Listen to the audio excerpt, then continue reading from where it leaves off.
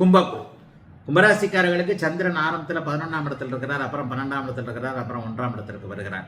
11ஆம் இடத்தில் இருக்கும்போது 6-11 கூடியவர்கள் பரிவர்த்தனையாகக்கூடிய தன்மைகள் வெகு தெளிவாக அருமையாக இருக்கிறது. 6-11ஆம் இடம் தான் எதிரியை ஜெயிக்கிற இடம். எதிரி வந்தாலும் எதிரியே உண்டானாலும் எதிரியை நம்மளே உருவாக்கிக்கிட்டாலும் அவனை ஜெயிப்போம் அப்படிங்கிறத 6-11ஆம் இடங்கள் வலிய அமைப்பில் காட்டுது. ஆக இந்த வாரம் பார்த்தீங்கன்னா திங்கக்கிழமை செவ்வாய்க்கிழமை 2 நாளும் அருமையா இருக்கும்.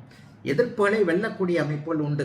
வீட்டில் என் பொண்டாட்டியே எனக்கு எதிரியா இருக்கிறா, பொண்டாட்டி அடங்கி நடப்பாங்க, எதிரிப்பியே ஜெயிக்க முடியும். வீட்டில் புருஷன் தான் பெரிய தொல்லை, நீங்க எடுத்து ஒரு பூரிக்கட்டையை காட்டினீங்கன்னா சரி அம்மா உட்கார் நான் பண்றதை பண்ணிடுறேன்ற மாதிரியாக ஒருவருக்கொருவர் அடங்கி போய் ஐக்கியமாகக்கூடிய வெளியிடங்கள்ல தொழில் ரீதியாக இதுவரைக்கும் இருந்து வந்த போட்டிகள் எல்லாம் விலகக்கூடிய அமைப்பு. என்னென்ன விஷயத்துல யார் யாரை நம்மளை டிஸ்டர்ப் பண்ணிக்கிட்டு இருந்தாங்களோ அதெல்லாம் அந்த வாரத்துல முதல் 2 நாள்ல டக்குன்னு அப்படியே விலகுங்க. பெரிய அளவில் கும்பராசிக்காரர்களுக்கு இனிமேல் சோதனைகள்லாம் கிடையவே கிடையாதுங்க. ஜென்மச்சனியவே தாண்டிட்டீங்க. வாங்குற உதையெல்லாம் நல்லா வாங்கியாச்சு, இதுக்கு மேல என்ன பெரிய உதை வாங்க வேண்டியிருக்கு.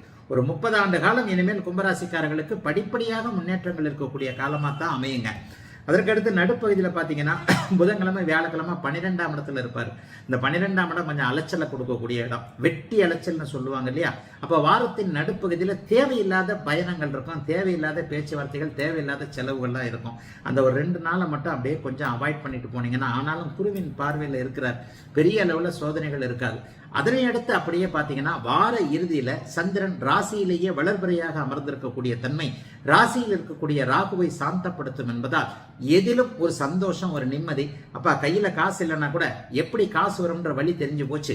இந்த வியாபாரத்தை பண்ணலாம், அந்த வியாபாரத்தை பண்ணலாம், இதை பண்ணலாம், அதை பண்ணலாம் என்பதுல ஒரு தெளிவுகள் கிடைக்கக்கூடிய அமைப்பு. அதன்படியே முடிவெடுத்து அதன்படி நன்றாக இருக்கக்கூடிய அமைப்பு என கும்பராசிக்காரர்களுக்கு ஒரு ஃபவுண்டேஷனை போடக்கூடிய நல்ல வாரங்க இந்த வாரம்.